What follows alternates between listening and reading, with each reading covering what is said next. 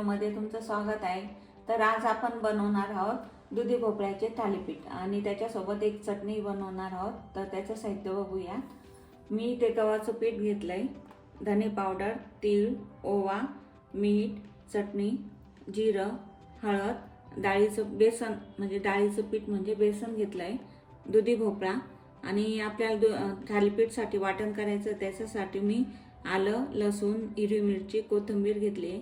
इथं ज्वारीचं पीठ घेतलंय, तांदूळचं पीठ घेतलंय आणि आता चटणीसाठी साहित्य लागणार ते बघूया।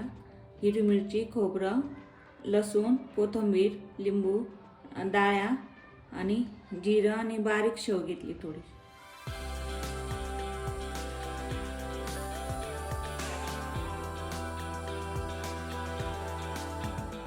आता आपण भोपळ्याचे साल काढून घेणार आहोत।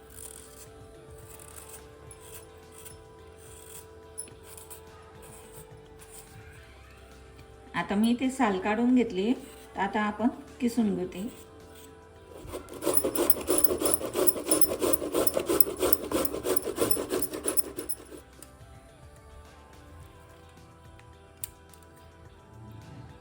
बघू शकता मी ते किसून घेतले भोपळा। आता आपण त्याच्यात साहित्य टाकू। आता आपण थालीपीठसाठी लागणार वाटण करणार आहोत। त्यासाठी मी हिरवी मिरची घेते, लसूण, आलं, जिरं, कोथिंबीर। बघू शकता थालीपीठसाठी लागणार वाटण तयार आहे आपलं। आता आपण पीठ मळू। आता आपण मसाले टाकून घेऊ याच्यात। वाटलेलं वाटण टाकते, हिरवी मिरची, आलं, लसूण, कोथिंबीर, आता जिरं, धना पावडर, हळद, थोडी लाल चटणी पण टाकते मी, लाल चटणी, तीळ,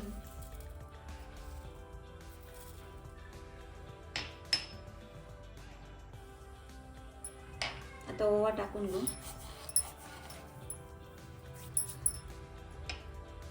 मीठ,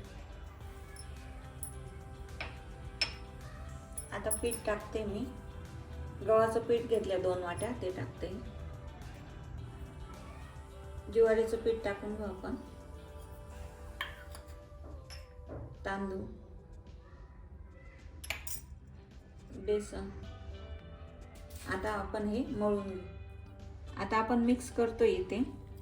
पूर्ण मिक्स झाल्याशिवाय जर पाणी लागलं तर आपल्याला टाकू। दुधी भोपळ्याला पाणी सुटलेलं असतं ना, त्यामुळे ते त्याच पाण्यामध्ये आपल्याला मळून घ्यायचंय।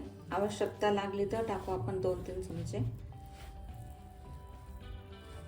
दुधी भोपळा किसला का लगेच साहित्य मिक्स करायचं, नाही तर दुधी भोपळा काळा पडू शकतो। बघू शकता आपल्या भोपळ्याला पाणी सुटलेलं आहे, त्याच्यातच भिजवलं गेलंय। मी किंचित थोडं पाणी टाकते कारण आपल्याला थापून करायचे आहे ना, म्हणून थोडं सैल करते। अगदी 1 चमचा पाणी लागलं आपल्याला इथे। बघू शकता आपलं पीठ मळून झालंय। आता आपण 10 मिनिटं झाकून ठेवू।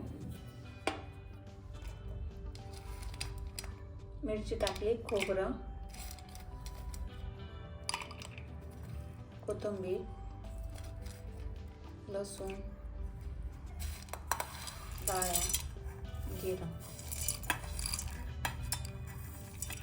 आणि बारीक शेव। हे आपण आता चटणीसाठी वाटण करतोय। लिंबू रस टाकू आपण इथे। तुम्ही दही वापरू शकता, दही असल्यावर। मी ते लिंबू रस वापरला आहे।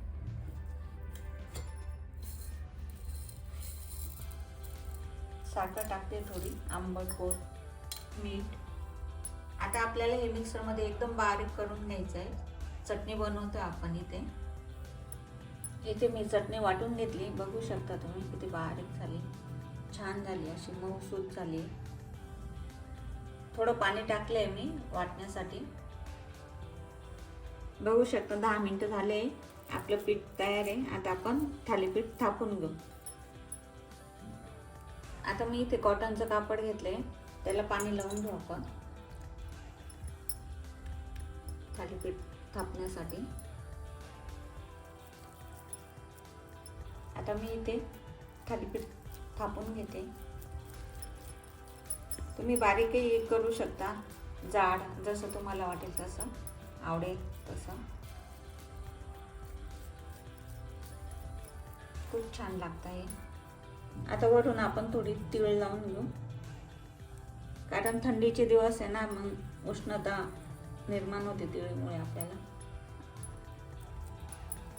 आता इथे होल पाडून घ्यायचे, कारण ते वाफ जाते ना, मग मस्त शिजलं जातं.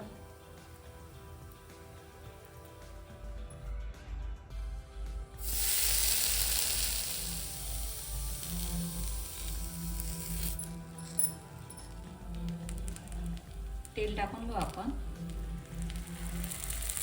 आणि खुसखुशीत भाजून घ्यायचं आपल्याला. आता आपण उलटून घेऊ, दुसरी बाजू पण शेकून घेऊ मस्त. बघू शकता किती छान कलर आला आहे. आपली दुसरी बाजू पण शेकून झाली आहे. आता झाले आपल्या, मस्त भाजलं गेलं आहे. आपण काढून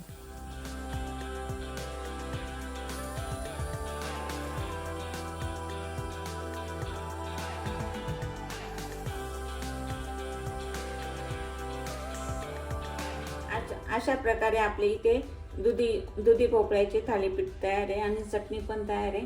तुम्ही करून बघा आणि कमेंट बॉक्समध्ये नक्की सांगा तुमची रेसिपी कशी झाली ते. अशा नवनवीन रेसिपी पाहण्यासाठी तुम्ही आमच्या चॅनलला फॉलो करा आणि तुम्ही आमच्या इंस्टा पेजलाही फॉलो करू शकता. थँक्यू, धन्यवाद.